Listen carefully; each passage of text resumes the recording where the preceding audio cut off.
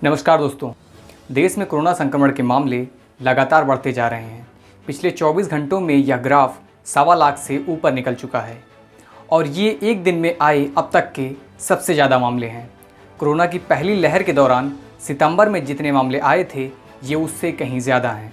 वहीं अगर बात करें पिछले 24 घंटों में कोरोना से मरने वाले व्यक्तियों की, तो पिछले 24 घंटों में 685 लोगों की कोरोना से मौत हो चुकी है और जाहिर है कि ये आंकड़ा और ऊपर जाएगा। सरकार ने अगले 4 हफ्तों को बेहद चुनौतीपूर्ण माना है। एक सच्चाई इन आंकड़ों में है तो वहीं दूसरी सच्चाई हम अपनी आंखों से देख रहे हैं।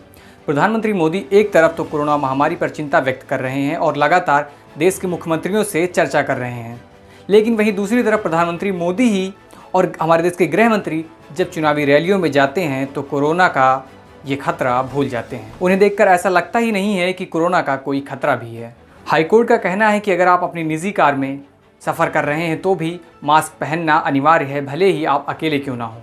लेकिन चुनावी रैलियों में ये चिंताएं पीछे छूट जाती हैं।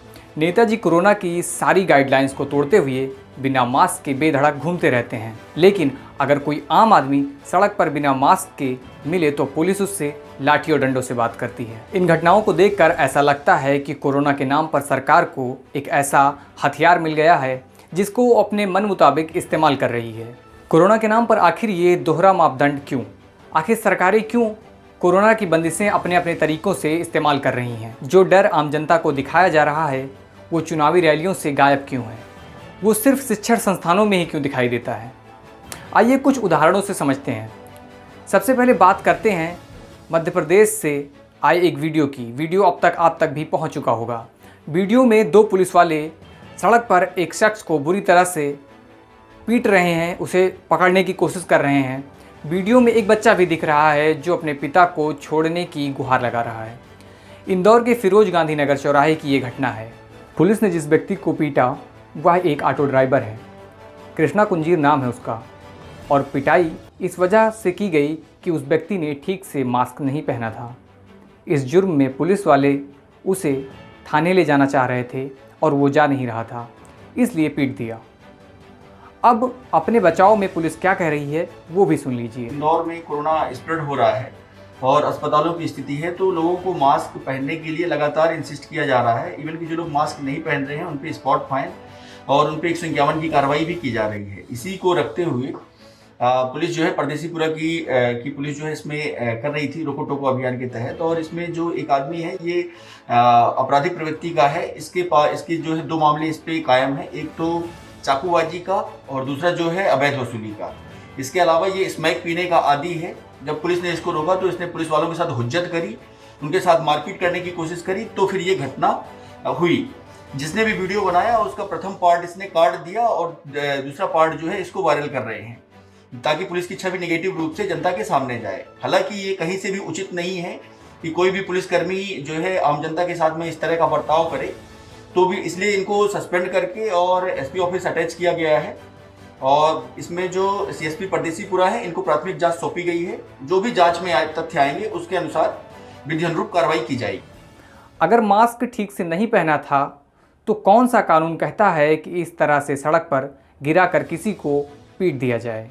खैर, इस वीडियो को देखने के बाद ऐसा लगता है कि पुलिस मास्क को लेकर कुछ ज़्यादा ही गंभीर हो गई है। लेकिन सिर्फ सड़क पर चलने वाले लोगों को ही क्यों, राजनीतिक रैलियों में ये गंभीरता कहाँ चली जाती है? दूसरा वीडियो देखिए, ये उत्तर प्रदेश के आजमगढ़ का है। इस वीडियो में दिख रहा है कि एक आदमी को पुलिस वाले ज़बरदस्ती गाड़ी में बिठा रहे हैं। डिटेल में गए तो पता चला कि वीडियो में दिख रहा आदमी एक सर्राफा कारोबारी है। मास्क न पहनने के इल्ज़ाम में उसे पुलिस थाने ले जा रही थी। अब ये मास्क न पहनने वाला अपराध ऐसा भी नहीं है कि किसी को मारपीट कर इस तरह से थाने ले जाया जाए, और अगर है तो सबके लिए क्यों नहीं?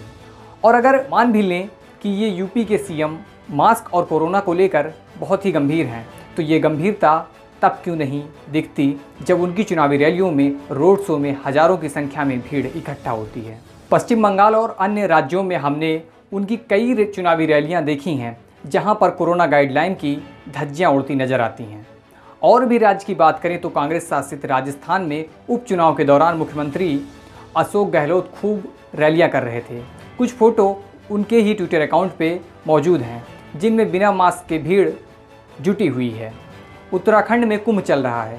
बीजेपी के तीरथ सिंह रावत मुख्यमंत्री हैं और अभी कोरोना से ठीक हुए हैं, लेकिन कुंभ में आए तो बिना मास्क के थे। पश्चिम बंगाल में प्रधानमंत्री, गृह मंत्री और ममता बनर्जी सहित अन्य राजनीतिक पार्टियां जो रोड शो कर रही हैं, रैलियां कर रही हैं, उसको तो हम देख ही रहे हैं, जहां कोई कोरोना का लोड ही नहीं ले रहा, कोई कोरोना को सीरियस ही नहीं ले रहा। इसलिए सोशल मीडिया पर लोग ये सवाल पूछ रहे हैं कि कोरोना चुनावी रैलियों में क्यों नहीं हो रहा है। केंद्र सरकार दिल्ली में बैठकर कोरोना पर चिंता जताती है पर रैलियों में भूल जाती है। इस सवाल के जवाब में सरकार क्या कहती है? सरकार का कहना है कि कोरोना की दूसरी लहर चुनावी राज्यों में प्रभावी नहीं है। इस तर्क पर आप अपना सर पीट सकते हैं, क्योंकि इसमें आधी ही सच्चाई है। हम शुरुआत से ही जानते हैं कि कोरोना के नए मामलों का सीधा संबंध टेस्टिंग से है। टेस्टिंग ज़्यादा होगी, नए मामले ज़्यादा आएंगे। पर आंकड़े देखने पर यह मालूम होता है कि चुनावी राज्यों में टेस्टिंग कम कर दी गई है। पहले के मुकाबले टेस्टिंग अब कम हो रही है। एक रिपोर्ट के मुताबिक 1 अक्टूबर को पश्चिम बंगाल में करीब 44,000 टेस्टिंग हुई थी, लेकिन बीते 5 अप्रैल को केवल 26,174 लोगों का ही कोरोना टेस्ट हुआ, यानी टेस्टिंग में 6.4% की कमी दर्ज की गई। वहीं बात करें दूसरे राज्यों की तो तमिलनाडु में 4.5%, केरल में 8.5%, असम में 3% और पुदुचेरी में 6.2% की कमी टेस्टिंग में की गई है। इसके बावजूद उन राज्यों में जहां चुनाव नहीं हो रहे हैं वहां पर टेस्टिंग में बढ़ोतरी की गई है। मसलन मध्य प्रदेश में 4.8% और छत्तीसगढ़ में 6.3% की टेस्टिंग बढ़ाई गई है। कम टेस्टिंग के बावजूद उन राज्यों में जहां चुनाव हो रहे हैं वहां पर नए मामले तेज़ी से आ रहे हैं। पिछले 2 हफ्ते में पश्चिम बंगाल में नए मामले 6 गुना तक बढ़ गए हैं, लेकिन राजनीतिक पार्टियां इसे अपनी अपनी सहूलियत के हिसाब से भुना रही हैं। कब कहां सख्ती करनी है ये चुनाव जैसे पैमानों से तय किया जाता है। हम ये नहीं कह रहे कि मास्क नहीं पहनना चाहिए या कोरोना का खतरा जानलेवा नहीं है, लेकिन सरकार का ये दोहरा रवैया भी बंद होना चाहिए। खैर, इस बारे में आपकी राय का हम कमेंट बॉक्स में स्वागत करते हैं। ये वीडियो यहीं तक। यूट्यूब पर देख रहे हैं तो हमारे चैनल को सब्सक्राइब करिए, फेसबुक पर देख रहे हैं तो लाइक करिए, शेयर करिए और हाँ, अपना और अपनों का ख्याल रखिए। शुक्रिया।